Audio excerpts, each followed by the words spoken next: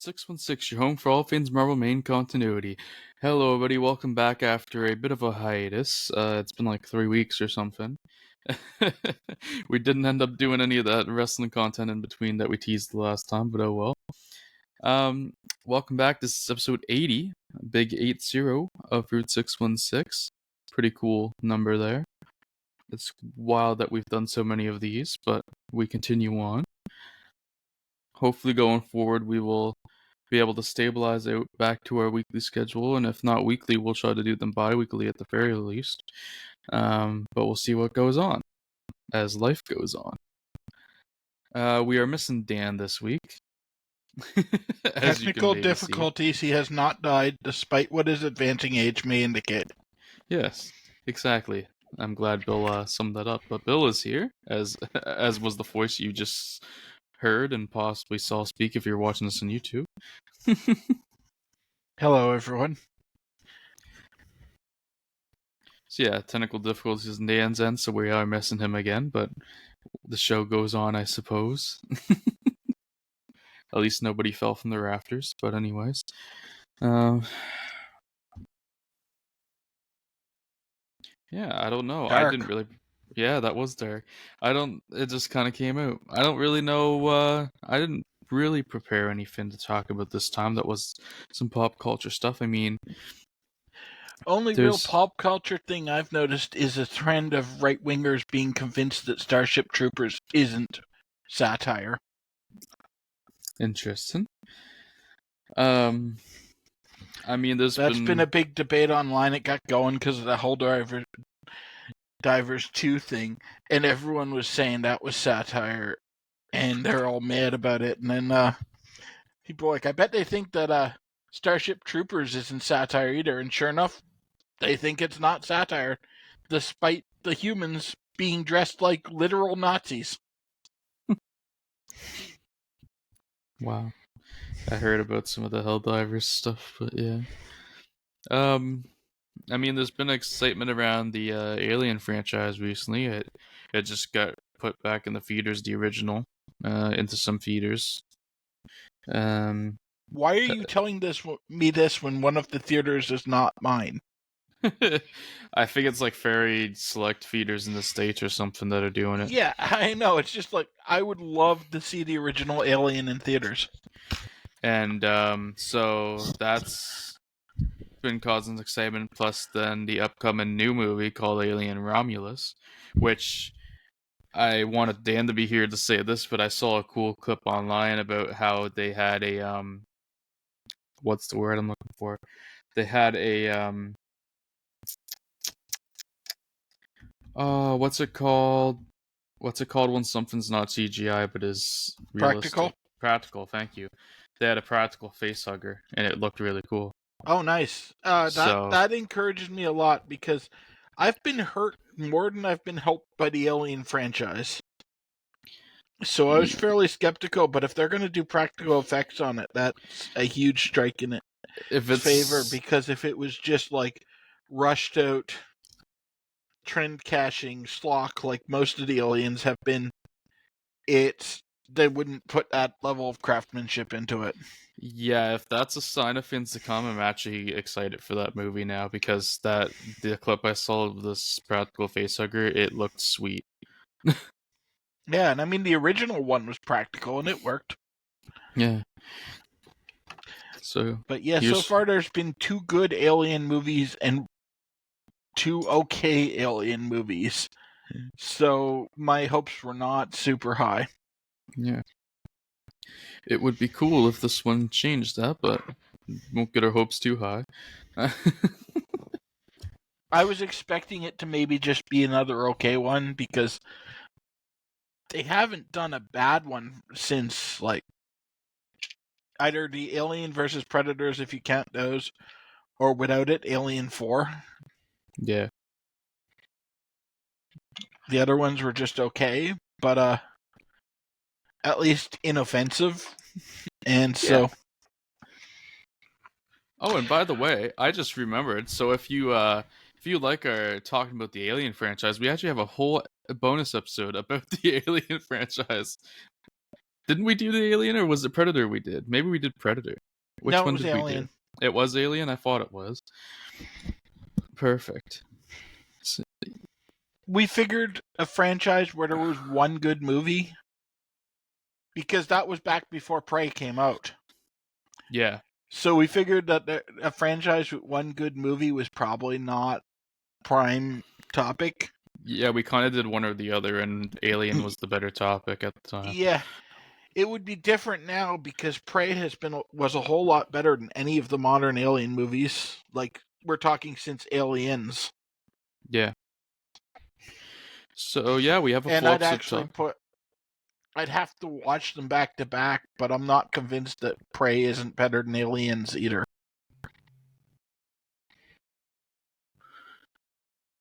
That's a pretty bold statement right there. But I feel comfortable making it. I think Prey was better than the original Predator.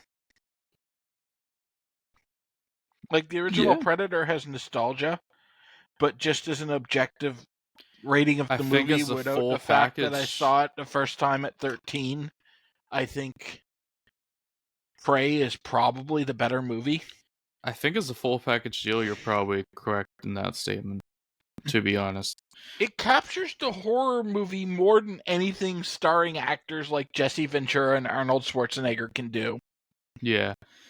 The but yeah, I guess to finish that plug, go check that out. We talked about the whole Alien franchise, plus added in the first Predator movies, since we weren't sure we were ever going to do a Predator one as well, and they were tied together anyway. So we did a bit of a tie together there. Darkness and even more darkness. We definitely all had some thoughts. I guess that's going to be an out-of-date episode now with this new Romulus movie coming out, but oh well. I mean, you'll probably get the add-on to that on whichever episode we record after Dan has seen Romulus. Yeah, because I'm sure that's one that all of us will end up watching at some point, since we've seen all of them. Yeah, so. But mine will probably be like 8 months later when it comes out on streaming, so we'll have already talked about it by then. Same. I don't think I'm going to pay movies, even with the practical face hugger. Unless I hear like a bunch of other good stuff, I don't think I'm paying movie theater prices for an Alien movie in 2024. That's fair enough. And I take forever to watch any new movie anyway. I still haven't seen a lot of new ones I wanted to see. Hell, I haven't even seen Terrifier 2, and that's been out for like 2 years now. That might be a good thing. That might be, yeah. Terrifier 2 is not Terrifier. Like, it's not the worst, but they go so over the top that it kind of loses a lot of the charm of the original. Yeah. I get what they're going for, but I don't know. It's a thing I find with horror movies in general. A limited budget forces them to get creative and tends to make for better movies. And then they get the sequel with the big budget, and quite often it's a lot worse.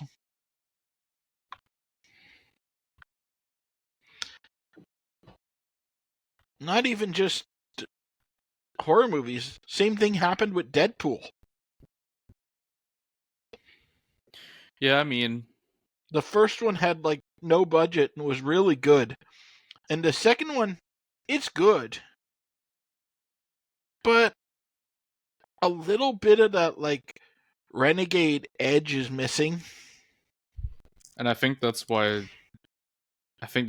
people like you and Dan like the first one so much better. Whereas I'm more general to like, I really like both and actually have some edge on like in the second one more in some aspects. But I think a lot of the good stuff in the second one is just stuff they did in the first one again. Well,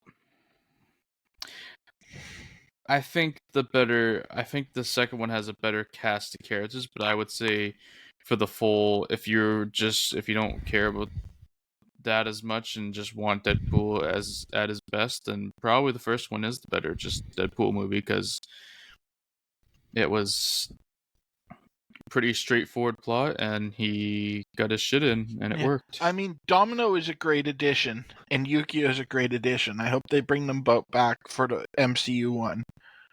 Although I really don't have a lot of confidence in the MCU taking Deadpool. I don't know. I'm actually pretty excited for it still. I watched the trailer the other day. I hope it's going to be good. I don't necessarily trust the brains behind the increasingly generic MCU output. Yeah. To understand what works in Deadpool, and I'm afraid that it's just going to be another MCU movie, but they say fuck a bunch in it. It depends on how many hands are in the honeypot. How much control does Ryan Reynolds retain? Yeah. If he's got creative control, it'll be good because he gets Deadpool. If it's just the MCU and he's just signed on as an actor and doesn't get to offer his input, then it's going to be terrible because I don't think they understand how to do edgy humor. I actually just saw a thing today thinking of the MCU now, that apparently they've signed Wesley Snipes on to return his blade during the multiverse saga at some point. I heard that years ago, so I'm not sure how true it is because it might just be a rumor.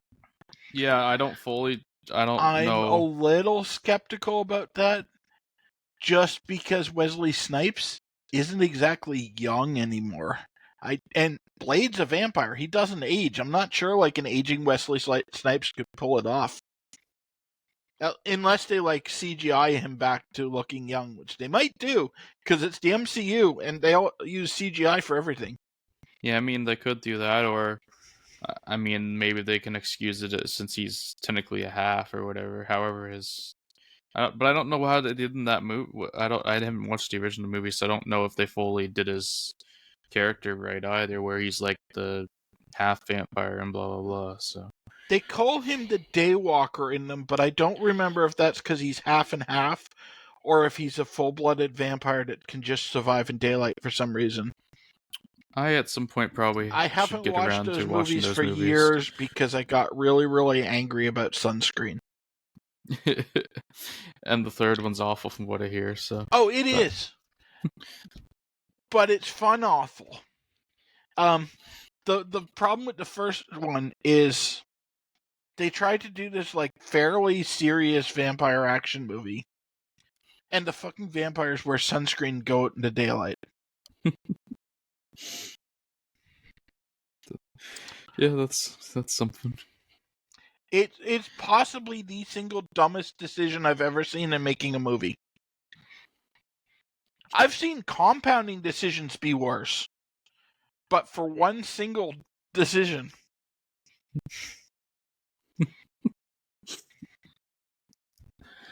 Oh shit! I'm just thinking if there's anything else that's relatively recent. I'm not thinking of anything, so we might be starting on we our already comics covered now. Godzilla and Kong being painfully average, I think. Because I saw that. You talked about that last time, I believe. Yeah.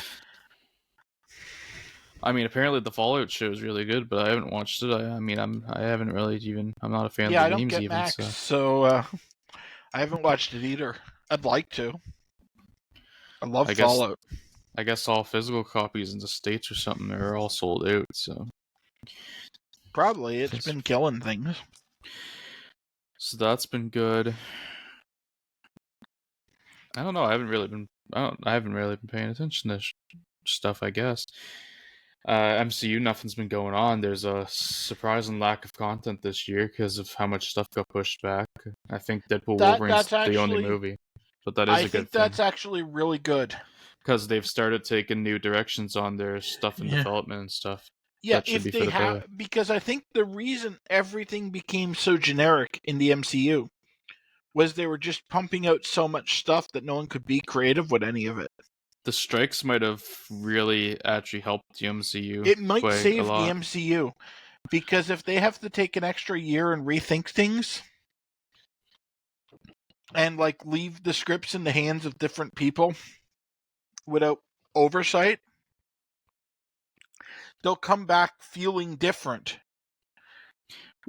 Well, the prime example of it right now is they threw the whole direction they had for the Daredevil show returning out the window and restarted it with a new direction and bringing everybody back in that was a part of the original and all that stuff. So yeah, and that's a good choice, because reaffirming. it would have been horrible if Daredevil came back and it's the same sort of light, wisecracking fare as the rest of the MCU. Daredevil was good because it was a dark, gritty show set in this environment. Yeah, and that is also that is that character at its core too. He's a street level gritty hero, Yeah, and that's when he works at his best. Yeah, I mean, they got themselves diminishing returns because everyone in the Netflix series was a dark, gritty, street level show. Yeah. So you had the same problem of no variety. Yeah. But and that was a choice with the type of characters they were using. Plus, they wanted to do their version of the Defenders, which was going to be a whole group of street level heroes. I think probably the biggest offense, even worse than Iron Fist, was how badly they botched Luke Cage. Like the first season is really good of Luke Cage. It's a really good show. It's a really bad Luke Cage show. Yeah, there's that. I think that character is not Luke Cage. He's like all glum and serious and moody.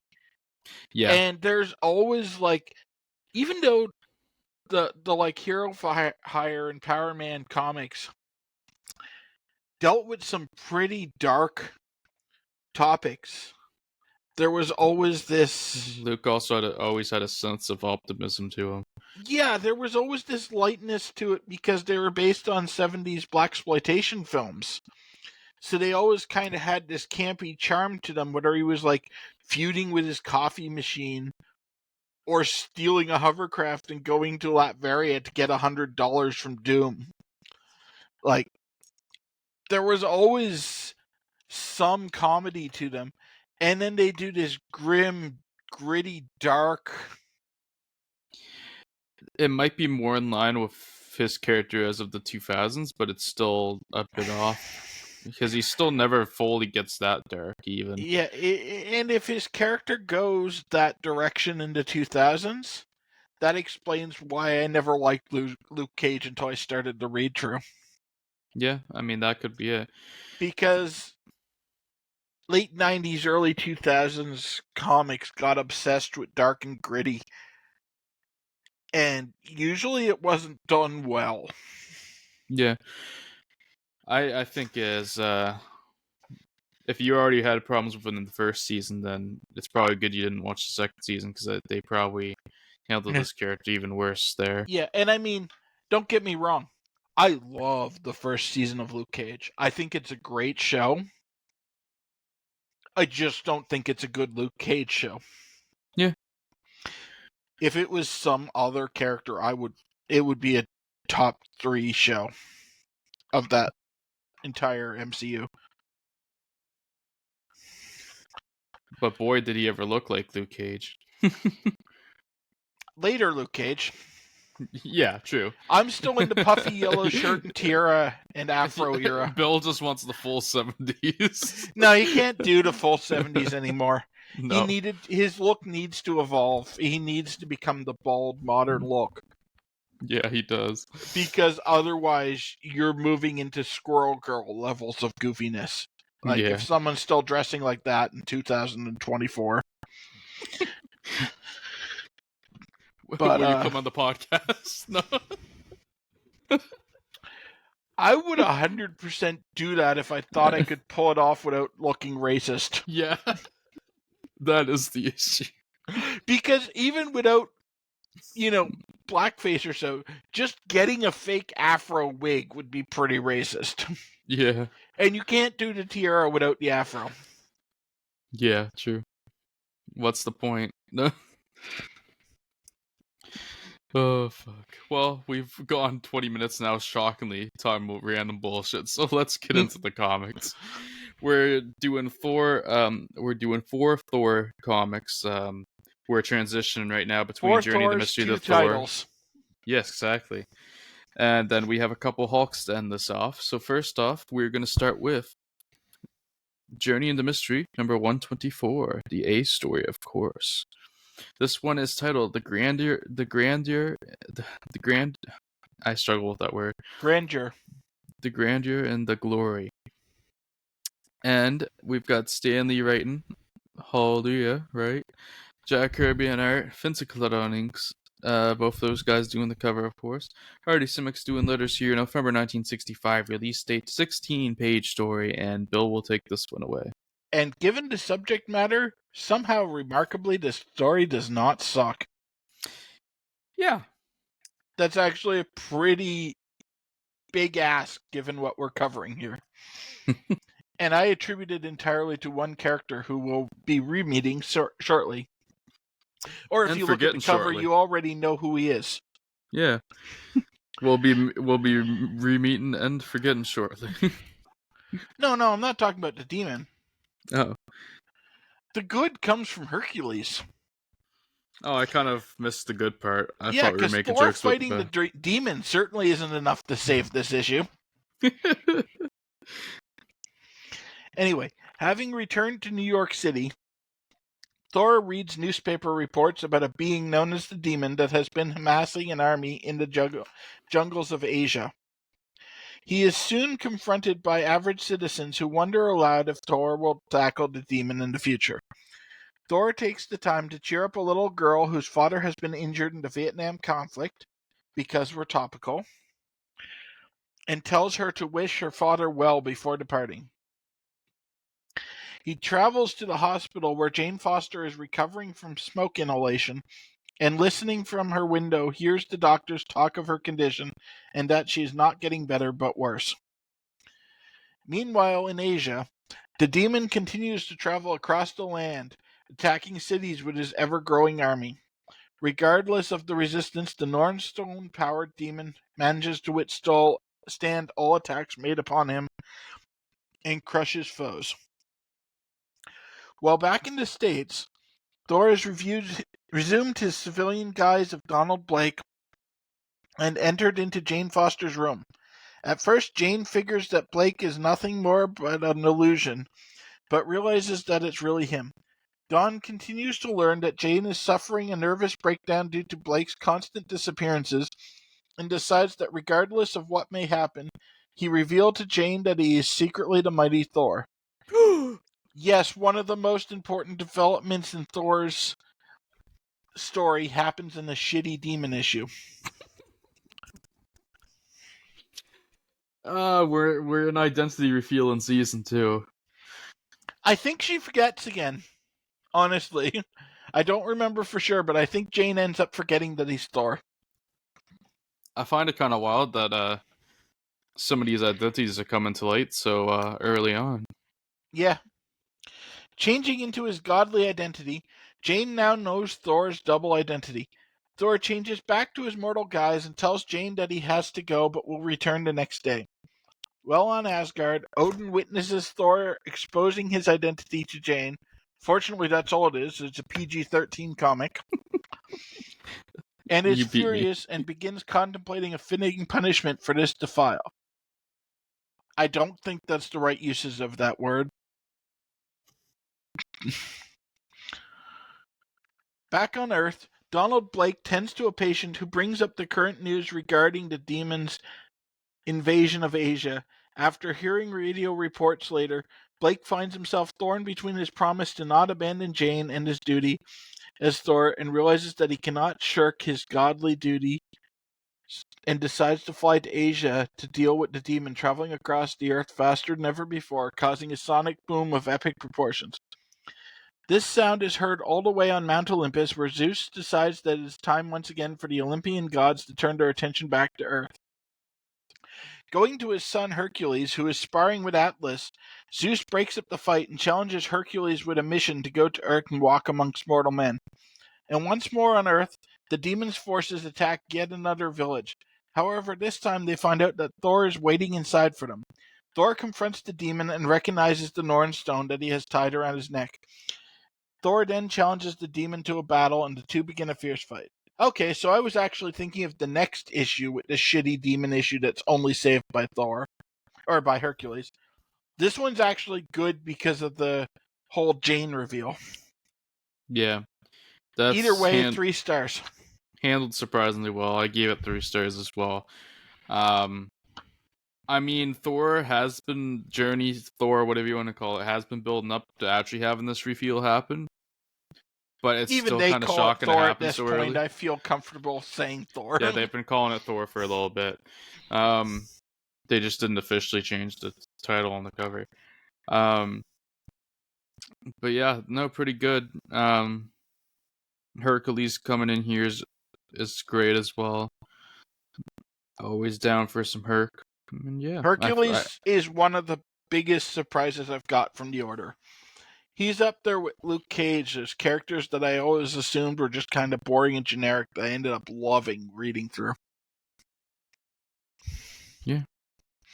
Because Hercules is barely used in the modern comics, so he'd show up once in a while in like a team-up issue and be generic strongman number 42, but he started to become used again now, but right when you're at your peak comic fandom and buying all those comics, he was definitely not used very much or well.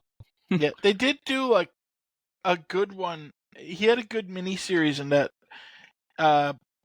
event where the Watcher was assassinated. Oh yeah, Original Sin.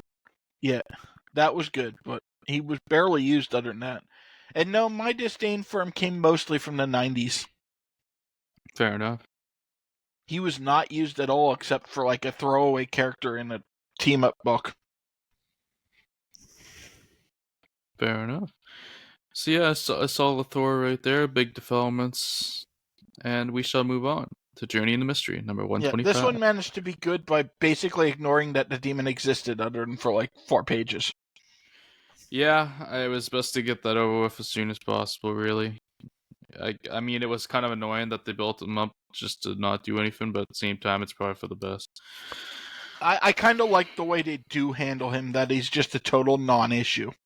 Yeah. Because that's what he should be. Even with a Norn stone, he's just a guy who found a magic stone. You're here the job, pal.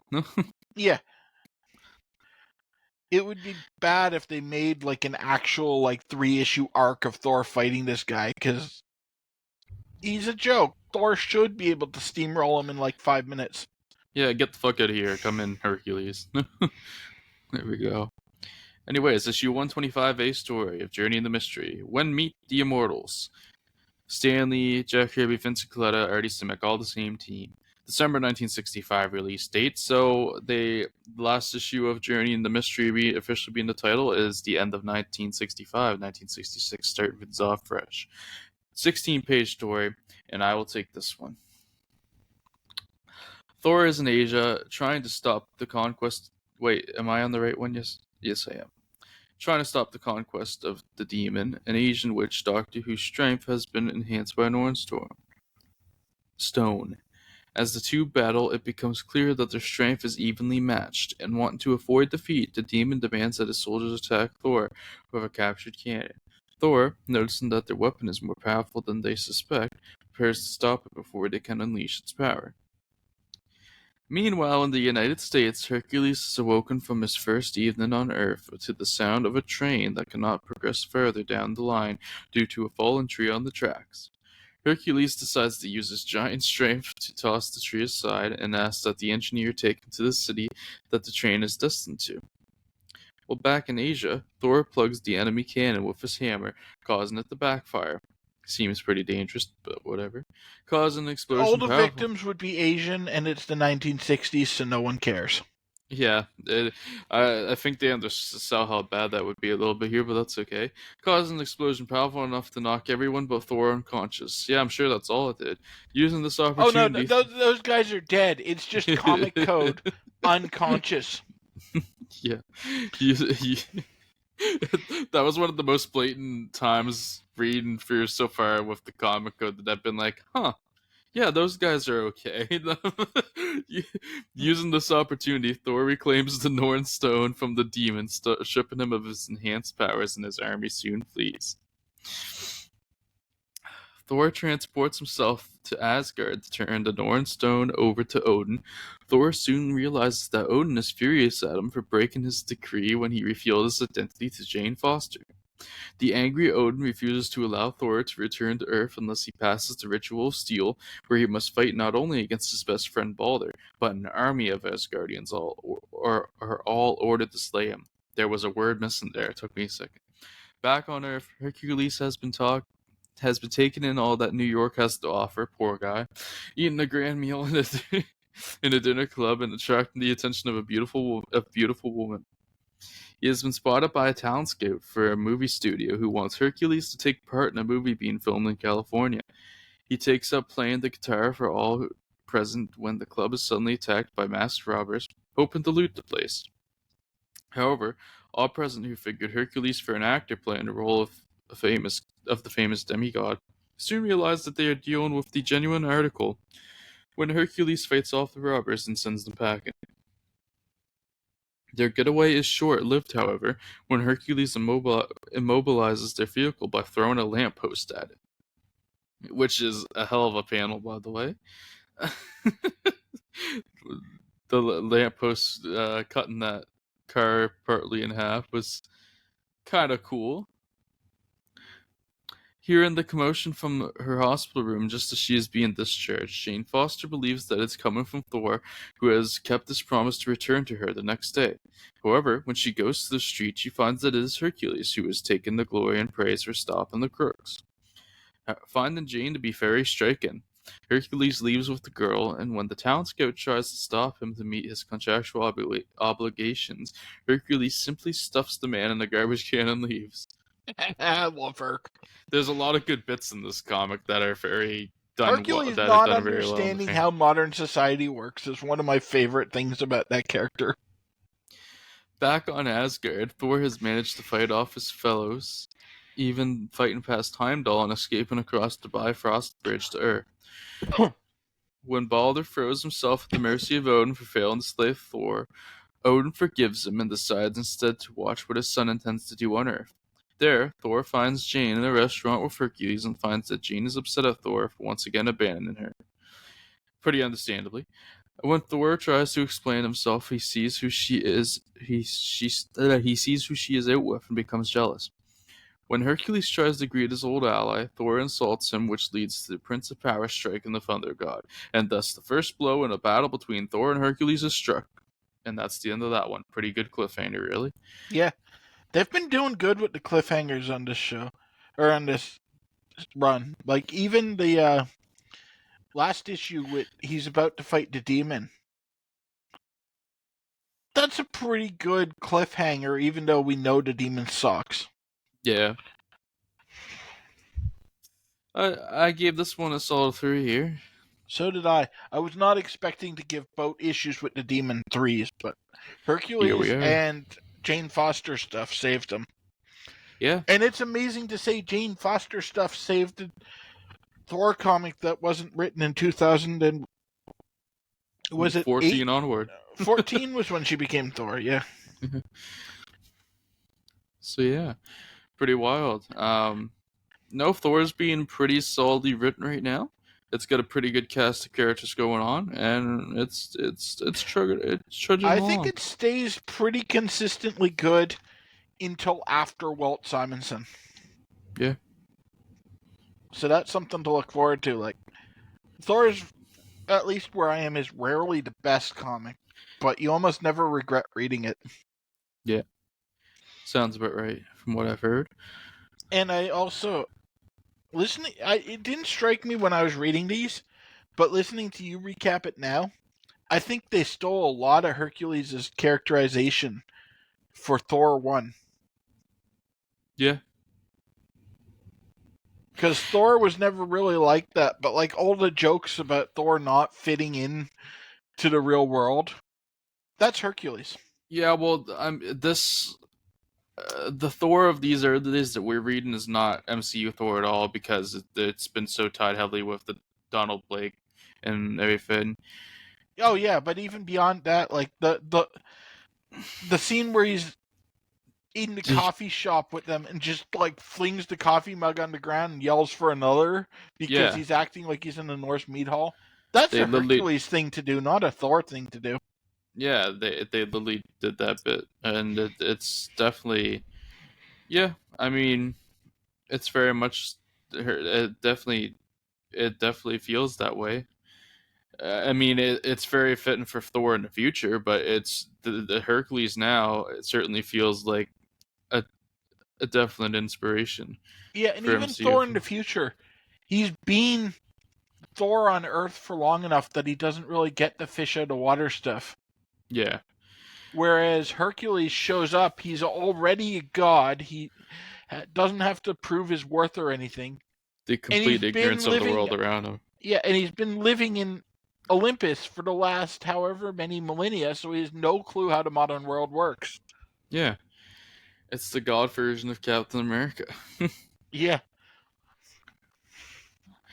But anyways, we shall now move on to not Journey into Mystery, but Thor number 126, the A story. This one's titled Whom the Gods Would Destroy.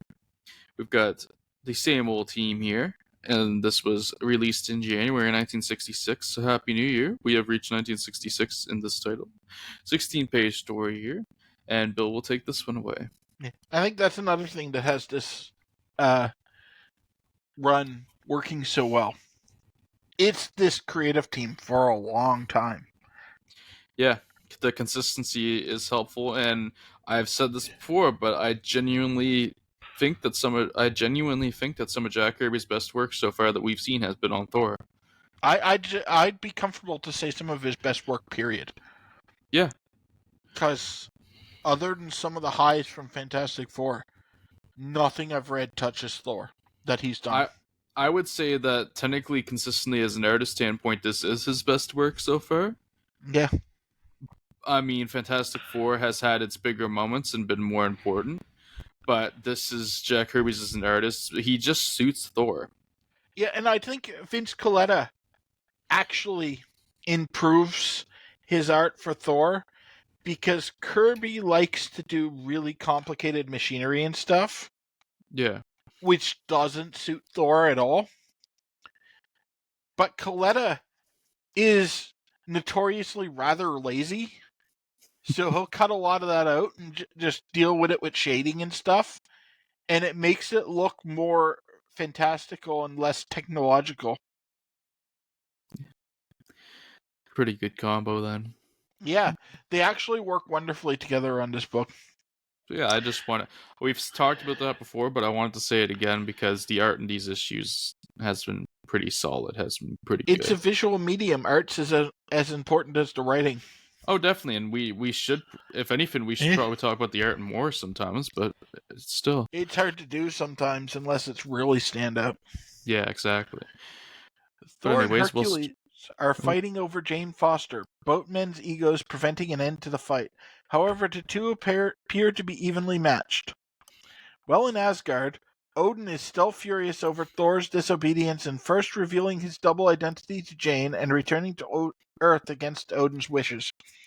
The All-Father then begins thinking of a suitable punishment for his disobedient son. Any guesses on what it's going to be? Because Odin only has one punishment.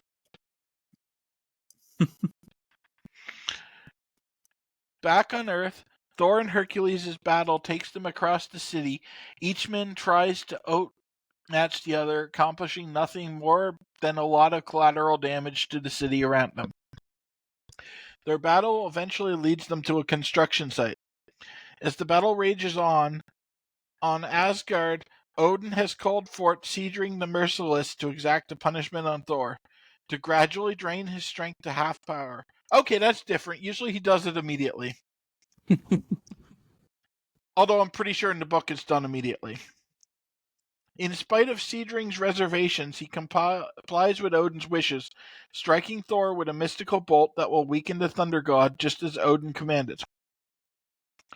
This, of course, turns the tide of battle in Hercules' favor, who begins to beat Thor in combat. However, Hercules realizes that Thor has been weakened and no longer desires to fight an inferior foe. Angered by this, Thor continues his fight even though his strength is at a low ebb. In trying to defeat Hercules, Thor lifts a heavy construction vehicle and finds that his strength is insufficient to keep the device aloft, prompting Hercules to kick it out of his hands. Thor then collapses to the ground. With the battle over, Hercules is swarmed by spectators, including the talent agent trying to convince Hercules to go to Hollywood and star in a Hercules movie. This time, Hercules accepts the offer and departs. When Thor revives, he finds that the crowd has lost interest in him and mock his easy defeat at the Prince of Power's hands. Feeling the rejection, Thor is confronted by Jane Foster, who says that she only went to lunch with Hercules to make Thor jealous and that she is through to the Thunder God. Feeling that he has lost honor in the face of this defeat, Thor leaves Jane, telling her he will not return until he has restored it in his eyes. Jane is upset until she contacts... Oh god, this is written badly. Not only did they mistake Jane for a dude, Jane is upset until she is contacted telepathically by Odin, who tells her that Thor has fought like a true Asgardian and that he is remorseful towards his son, and tells Jane to go to him. Heeding this command, Jane follows after the Thunder God. And that's the end of this one. I never saw Thor. Yeah. I never It's been saw a while one, since three. we had a good battle issue, because this one's basically just a battle, but... Yeah, that's why, easily the breeziest read of the bunch, but... Yeah. We needed that after 2 issues of the demon who wasn't capable of providing anything in the side of excitement. In any aspect. Yeah. Yeah. I mean, great. 2 gods. It's simple. 2 gods clash and pretty cool. Really. It worked in the annual. It works again here. Yeah, and they have. And their fight had more of a rationale to it than the previous time, where it was like, no, I want to cross the bridge first. Yeah. And their personalities work. I mean. Oh yeah, it's good. Thor and Hercules becoming buddies is one of my favorite stories. So yeah, solid one, never 3-star affair. And we shall move on, because I don't really have anything else to say about that one. Just the fight it's issue hard that to was have really a lot solid. to say about battle issues. Yeah. But up next is Thor number 127A story. This one is titled The Hammer and the Holocaust. No, and not any of that. They just throw that word around these days. But anyways, there's an uncomfortable amount of fire on that cover for something using the word Holocaust. You know what? You pointed that out, and that just ruined it. So using the word Holocaust is completely fine if you can't draw parallels. Yeah. He pointing out the fire was where we have to draw the line. But anyways, I can't let you have the only black humor of this issue. I guess not. But yeah, I mean, they threw the word Holocaust around all the time back in the 60s, apparently, as we've learned by reading these. I'm not sure. I haven't looked up anything on this, but I don't think it had the stigma yet attached to it that it did here. Because, I mean, the Holocaust was named using an existing word. Yeah. And I don't think it quite acquired the exclusivity on that word until later. Because they definitely tone back on how often they'll use it going forward, and at some point they stop altogether. Yeah, it must have gained a stigma / education around the event must have expanded enough that it was like, ooh, probably shouldn't use that, huh? I'm assuming it's a stigma thing, because even if the general populace wasn't familiar with it, Stan and Jack, as Jewish people who served in World War II, most likely were aware. Yeah, definitely Jack. Well, Stan is also Jewish. Yeah. No, he would know too. I'm just I was pointing out the serving part of the when I was saying his work Stan with Jack. served too. Yeah, he served later on, right? Because he couldn't go at first because he wasn't of Yeah, age or he whatever. went towards the end of the war, but he'd still be aware of it. Oh yeah, definitely. Be weird if he wasn't. Yeah. But the team is all together again the same. Besides the letter changed, which I mean they have a similar letter in, but we'll still point it out. Sam Bear's here instead of what I forget his name all of a Artie sudden instead Simic. of Artie Simic here. And this one was released, of course, in February 1966, a 16-page story. And oh yeah, I was gonna say back to the cover. I actually like this cover. Oh, this is a great cover. This is a great cover. Wanted to point that out. We got caught up in the Holocaust talk for a second. But yeah, good cover. And let us get right into the synopsis here.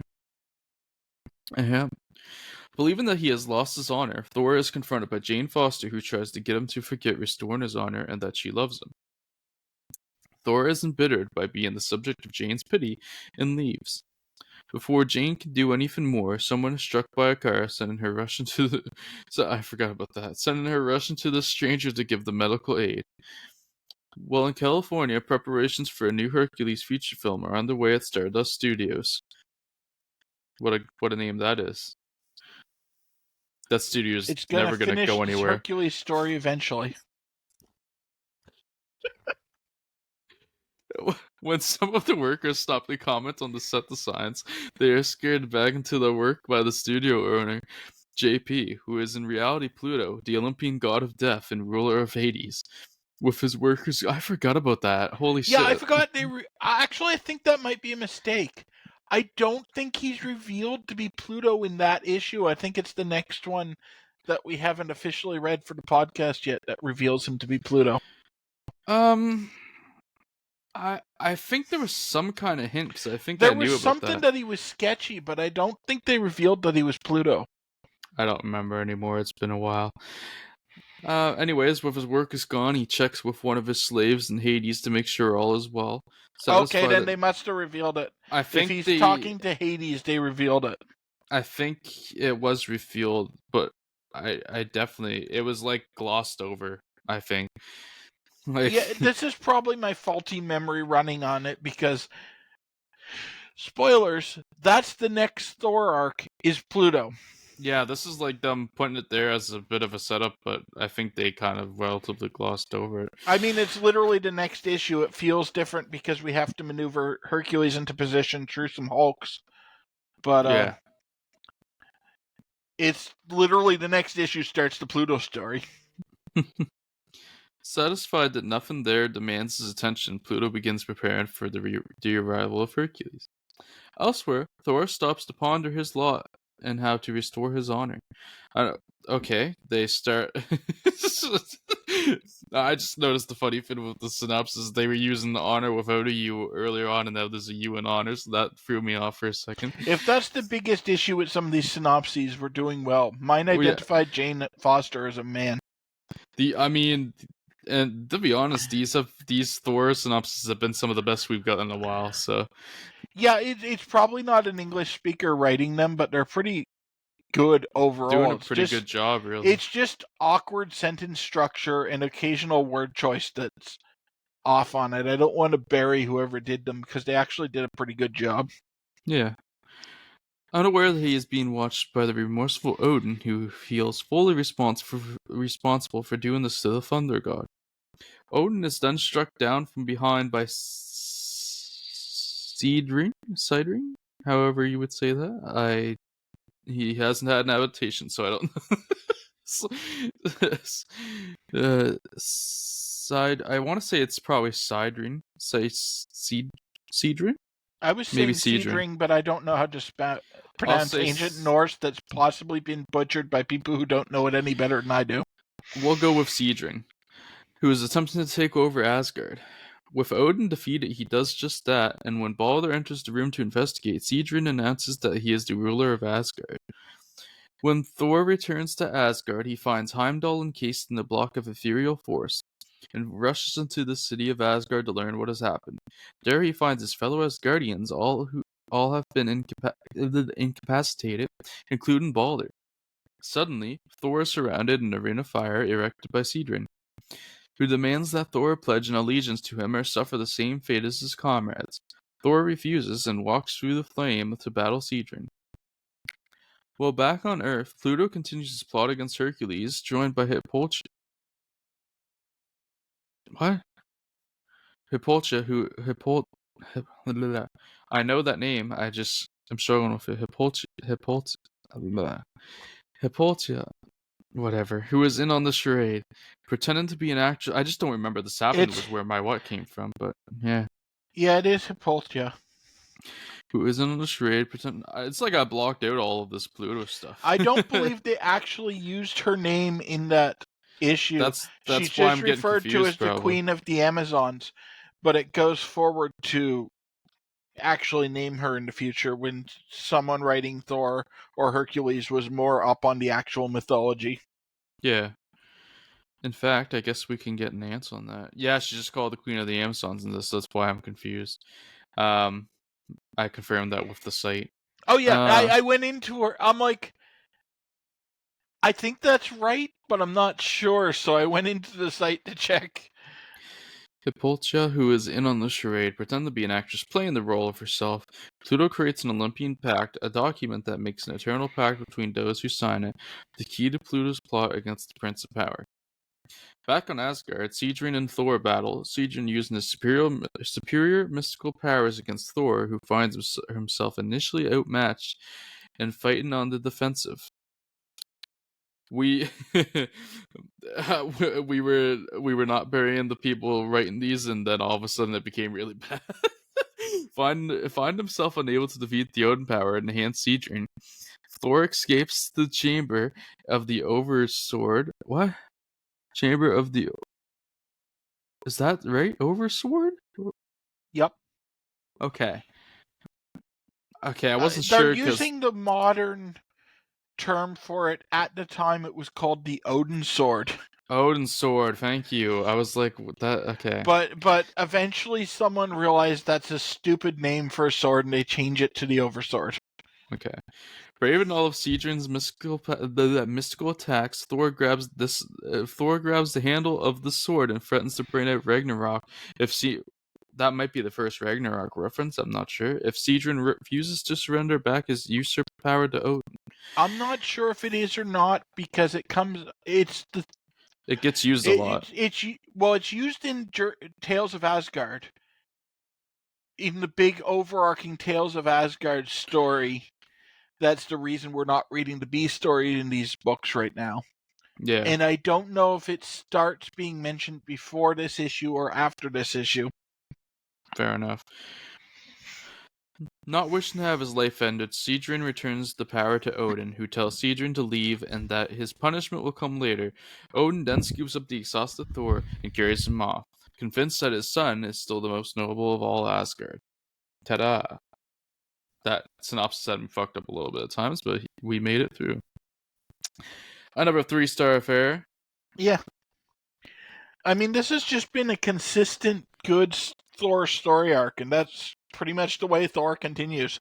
It just chugs along putting out good comics. Yeah, and that's all we can really... That's the minimum that we should... Yeah, I'd much rather have a comic that's consistently 3s than one that hits some 5s and then also has some 2s and 1s mixed in there. Yeah.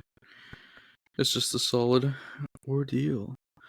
But, I don't have much more to say about that one. Let's move on to Tales to Astonish number 75 B story. We're getting back to some Hulk action. This one's titled Not All My Power Can Save Me. We've got Stan Lee writing, Jack Kirby and Mike Esposito on the art. By the way, Jack Kirby is not going to be the solo artist on Hulk much longer, by himself at least. I think that literally changes next issue. Yes, that's why I mentioned it. Inks by Mike, I think it's next issue. If not, it's the one after, starting next week's episode. No, I think it's next issue, because I think I read the one where it changed for this week. Probably. Inks by Mike Esposito as well. Cover art by Jack Kirby and Vincent Coletta. Sam Rosen is on letters. October 1965 release date, 10-page story.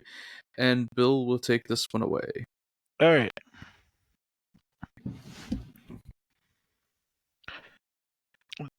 Oh, don't want to read that one. That was the Submariner. Yeah, we don't want to read that again. Yeah. With the leader seemingly killed by the Watcher's ultimate machine, the Hulk leaves the leader's hideout with the ultimate machine. They could have just said it. To figure out what he should do next. While back at the military base, General Ross is overseeing the final implementation of the T-Ray, the last invention of Bruce Banner. Betty visits her father to try to appeal to him to release Rick Jones, who has been prisoner for being the only person who may know the Hulk's true identity. While out in the desert, the Hulk tries to use the ultimate machine, and it broadcasts to him the whereabouts of Rick. Finding out that the boy is in trouble, and only appealing to the president at the White House will free him, Hulk leaves the ultimate machine behind to go and save his friend. After being left unattended, the Watcher has the ultimate machine returned to his home. The Hulk travels to Washington, D.C. to land... I see what they're saying. It was an awkwardly phrased sentence, but it is correct. The Hulk travels to Washington, D.C., land the Hulk in conflict with the military once more. They missed a comma and it made it really confusing. And before the Hulk can breach the White House, he is blasted with the T-Ray. When the blinding flash ends, the Hulk finds himself in a post-apocalyptic future where soldiers have arrived to take him prisoner. And that's where this one leaves off. Ta-da! And for a transition issue, this one's not bad. No, this is a solid transition issue. I gave this a 3. I did too. It wasn't as good as the Thors, but we're reading Hulk, so... Yeah, and it flowed along. Well, Hulk gets to the pretty consistent 3 level. We're not quite there yet, but it gets there soon. So I needed an opportunity to bury Hulk at some point, so yeah, I took it. It still has a lot of atoning to do for that old Incredible Hulk series we had to cover near the start. Yeah. Oh shit! We'll have more time to bury Hulk here though, because we're heading into issue 76 of Tales to Astonish, the B story. This one is titled "I Against the World." We've got Stanley right in here. Gil Kane is doing the art, who is on art next time either. So they're playing with artists a lot right now. We've got Mike Esposito on inks, Gene Colan and Vincent Coletta did the cover since it's a Namor spotlight, Artie Simic on letters, November 1965 release date, 10-page story, and I will take this one away. Having been transported to a dystopian future by the T-Ray, the Hulk finds himself attacked by an army of future warriors led by King Arkham. Not spelled like the Arkham you might be thinking of. Realizing the Hulk's power, Arkham has the Hulk knocked out with a barrage of Delta missiles, which keep the Hulk distracted long enough for them to use their Captivator weapon to incapacitate and take the Hulk prisoner. In present-day Washington, D.C., General Ross and Glenn Talbot try to figure out what happened to the Hulk after they shot him with the T-Ray, under pressure from their superiors for results. Back in this distant future, the Hulk is taken to Arkham Citadel. When the Green Goliath comes to, he is taken to Arkham. The King asks for the Hulk's aid in stopping Arkham's arch-nemesis in exchange for returning the Hulk back to his own time upon victory. The Hulk, not interested in the offer, goes on a rampage demanding to be sent back to his own time right away. During his rampage, Arkham's castle is attacked by the opposing forces who attack on giant tripod vehicles. The Hulk begins attacking them, smashing open the lead tripod to reveal the Executioner inside, and the stories continue next issue. So what the Hulk found was disappointment. I like the Executioner. I like the Executioner, not in the first of many Marvel badly done War of the World ripoffs. It's arguably the best part of this issue, but this issue isn't very good, so it's... Yeah, when I said disappointment, I was referring to this issue as a whole, not specifically Executioner. Yeah, no, this issue kind of sucks. I gave this a 2. So did I. This ruined the perfect streak of 3s for this episode. Right at the end. Just not very good or interesting. I don't like the idea of suddenly being in a different time. It's not done well here. Not done interestingly here. I never enjoy. Surprise! It's a modern villain in this dystopic future we've found that they use quite a bit. If you're gonna go to dystopic future route, at least use Kang. Yeah, it also doesn't make sense why Executioner is there, but I mean, I think it gets. I think next issue we'll get a bad explanation of it. yeah, they say something about it. It's one of the ones I read last night, but it's not a good reason why he's there. But no, and he they wants do try to explain it. He wants to have like recognition when he goes back to Asgard or some bullshit. It's stupid, but whatever. Yeah, I don't know. That wasn't very good. The stuff with General Ross and Talbot and stuff was decent, and that was the best part besides Execution That showing up at the end. subplot carried this. Because when I said it was a 2, it was a high 2 because I did like the Ross and Talbot stuff. It's just the Hulk story was so boring. Well, the side cast of characters is starting to be pretty decent in Hulk now too. Yeah, that's really why it starts becoming consistent. In a while, they'll bring in Doc Samson. They'll get some more sidecast characters. This might be the last time we see Ross for like a few issues, or the next one is, but Ross kind of disappears for an issue coming up. I think it's the next one because he is on the cover in the next one. Yeah, I think he's in the next one at the start, and then he kind of disappears up to where I've read for an issue or so. I think he's still gone on the issue after. Because if I remember correctly, and it's been like 5 years since I've read that, I'll have to reread them this week. But I think that's pretty much just a battle issue. Yeah, and then and you can tell the biggest thing with the art change in here is Betty looks like she aged 20 years. Yeah, and it has like gray hair and shit in these issues. Well, the shorter gray hair is a coloring issue. Yeah, it's a coloring issue, but her hair is also noticeably shorter too, or whatever. Yeah, like it's all. Oh yeah, Ramita draws Betty very different. Probably because he's trying to give her an individual look. Because, as we've mentioned numerous times on this podcast, Kirby draws one woman and changes her hair. Yeah. So, I mean, it's nice she has a different look in these issues, but at the same time, it's very jarring. There's a bit of a rough patch, but once Marie Severin takes over drawing this, she'll kind of settle out into her established model. Hopefully. But yeah, that was a poor comic to end the week, but yeah, unfortunately we had all the good stuff and then we had a bad issue to end, and we pick up with another good one next week. Yeah, we end up in a good stretch next week. The Executioner makes this arc better than not the Executioner. We will talk about what we're covering next week now. We'll add it. We will continue getting through this little Hulk stretch that we're on.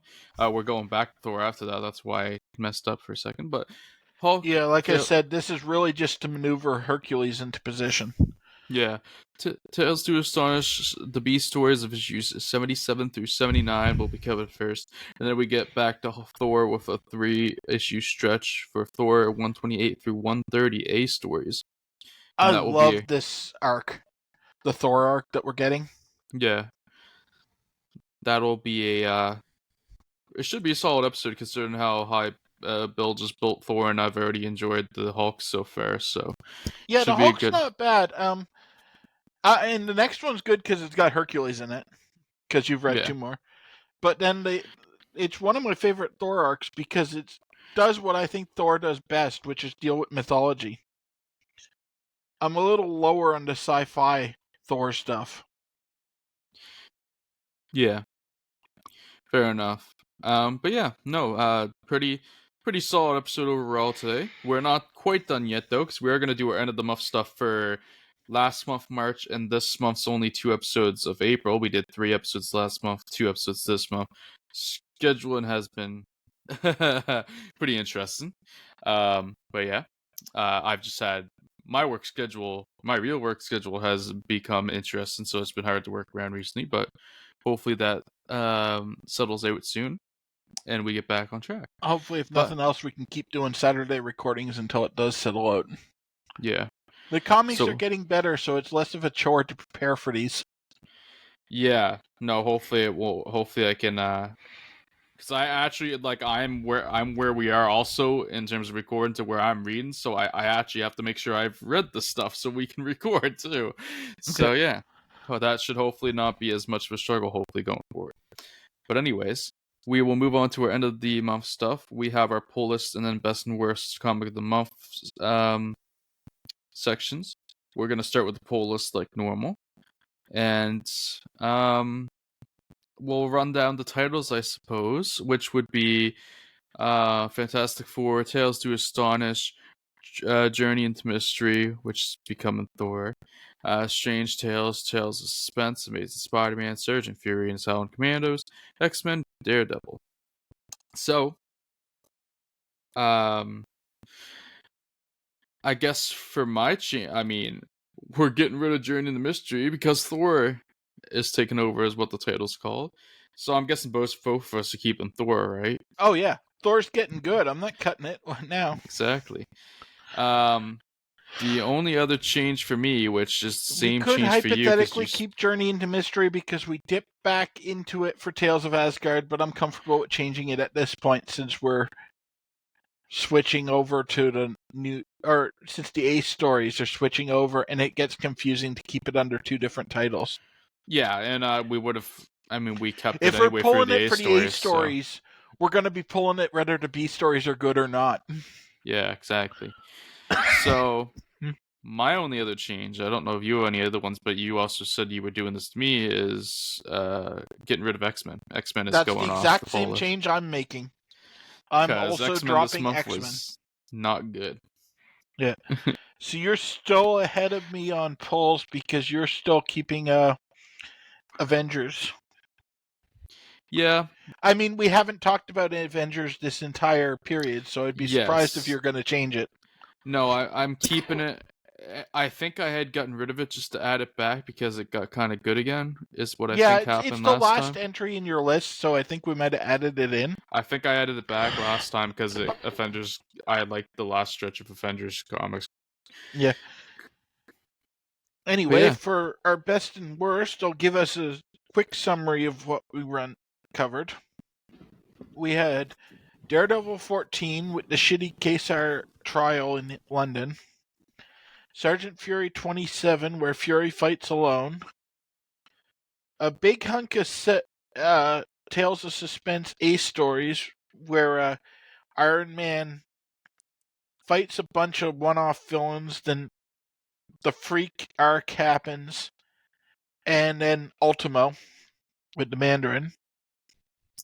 We get Tales of Suspense 77B story with the Captain America flashback to World War II and Peggy.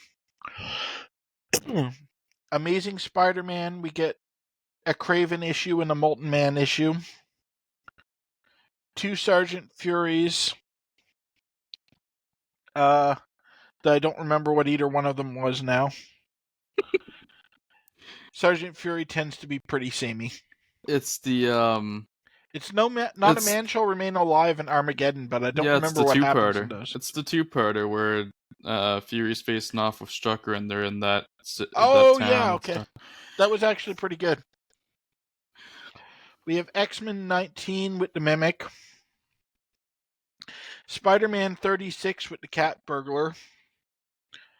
X-Men 20 and 21 with the weird. two-part It seems like Lucifer arc. Did you skip over Daredevil 15 on purpose, or was that just like... That was a complete accident because I scrolled down and I missed that. Yeah, between X-Men 19 and Spider-Man, we had Daredevil 15 with Ox. Sergeant Fury and his Howling Commandos, the one where they go to the concentration camp in Italy. That's the one with Dino being a pervert. Yes. Spider-Man 37 with the shitty robots. Daredevil 16 to 19 with the Spider-Man 2-parter and the Gladiator 2-parter. And then all the stuff we covered today. Yeah.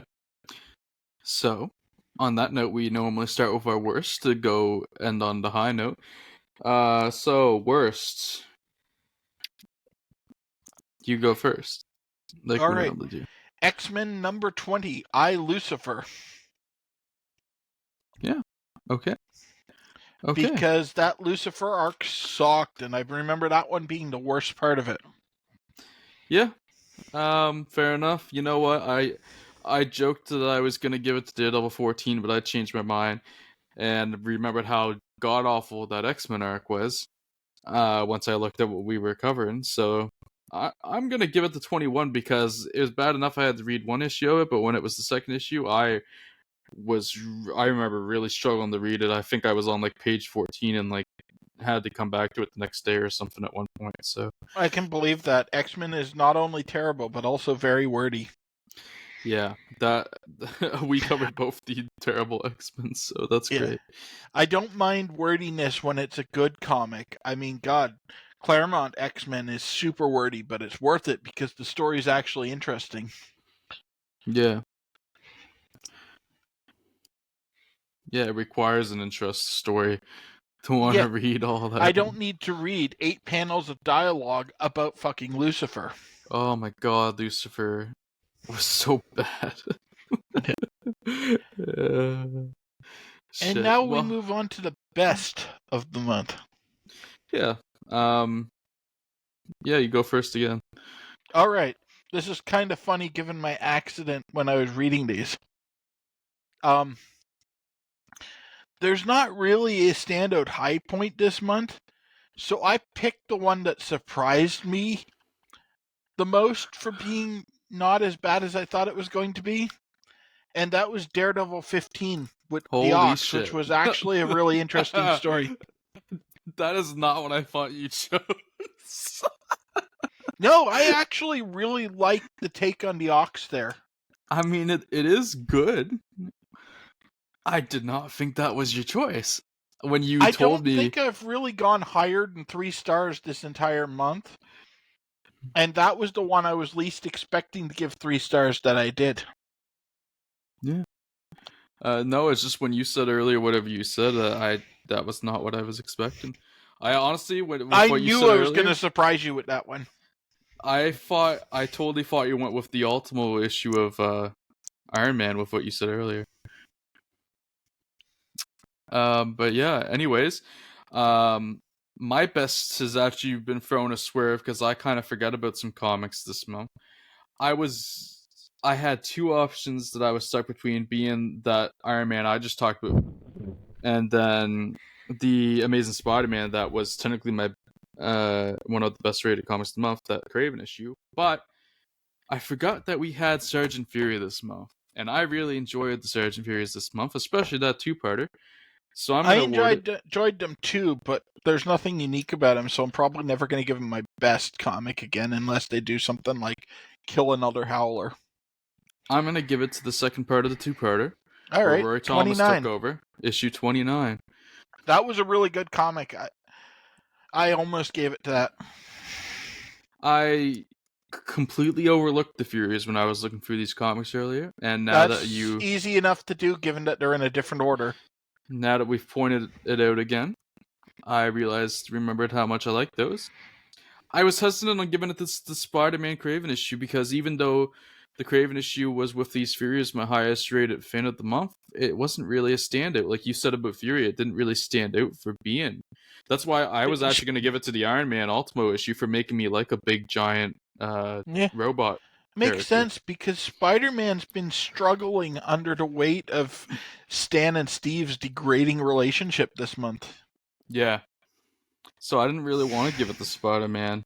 I knew from the start that no Spider-Mans we covered this month were going to get it. Because even if they were amongst the better stuff we talked about, I remember the previous month where Spider-Man was way better. Yeah, if it wasn't for Fury coming back on my radar, I was going to give it to that last Iron Man with so you were Ultimo kind and of in the stuff. same boat as I was, in the one that surprised you more rather than the one that was just good. Exactly, and that's why I thought you chose that one too, because you said that it surprised you, and I was thinking back to us both being shocked by Ultimo. Yeah, but I've been enjoying Iron Man more than you have, I think, is the difference. Fair. And also, I mean, Ox was a shock too. I just completely forgot about Yeah, that story. I was not expecting that depth of characterization given the quality of stuff we've been getting in Daredevil with like the Kazar stories and so. See, I think why I overlooked that too is I'm more used to Ox actually having a surprising amount of depth because I've read more of stuff with Ox in it. Yeah, I mean, So I'm I'm kind of used to used to that in that. the modern era. I was not expecting that from a 1965 Daredevil story written by Stan Lee. Oh hell no.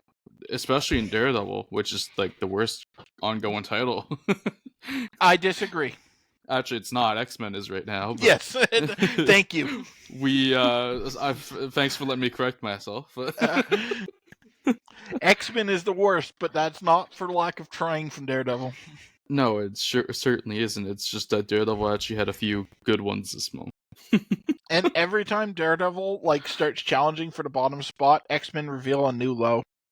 Yeah, I think I would say X-Men bothers me more than Daredevil because Daredevil is consistently mediocre, like through the 80s or into the 80s when Frank Miller joins.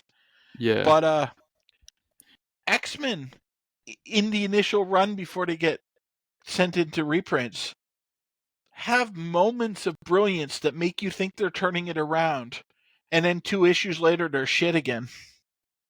Yeah, and like X-Men is also like Daredevil's really good and very popular nowadays, but X-Men's like still an echelon above as a property than Daredevil. Yeah. I mean, X-Men and Spider-Man are the reasons I'm into reading comics. Exactly. So, and X-Men, you know how great X-Men can be, so to see how not good it could be kind of sucks. Yeah, I don't know. That doesn't bother me the same way. I'm expecting with 60 years of difference that stuff is going to be of different quality than I'm used to. Well, yeah, but like almost unreadable at times is yeah, the difference, I think. Yeah. Anyways, we finally got back to record an episode for you guys. We finally got our end of the month stuff in. And we had a pretty good time doing it, I would say. I thought this turned out pretty decent. Yeah, I was looking forward to recording this one because we're finally getting to the point where I actually like most of the stuff we're talking about.